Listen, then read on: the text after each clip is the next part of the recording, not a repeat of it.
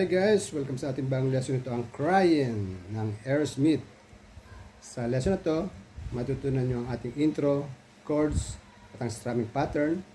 Pero bago tayo magsimula, kung bago sa channel na to, please pakipindot ang subscribe button, ganun na rin ang notification bell para maging updated ka sa magagawin pang videos na katulad dito. Okay? Simulan natin. Sa intro, ang chords natin nandyan. Yan yung mga tinatawag na power chords para sa mga baguhan pag may 5. Ibig sabihin yung bass lang. B flat, C, F, G. Apat na ganon, apat na beses. Pero doon sa B flat at C, F, tigi-tigisa lang. Sa G, bababad ka ng 8.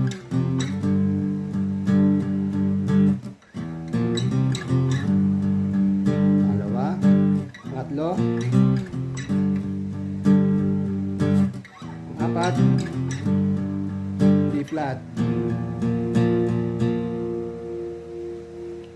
Yun lang ang pagkakaiba nun, yung sa pang-apat, dadaan ka sa B flat 5 bago tayo pumatok sa intro.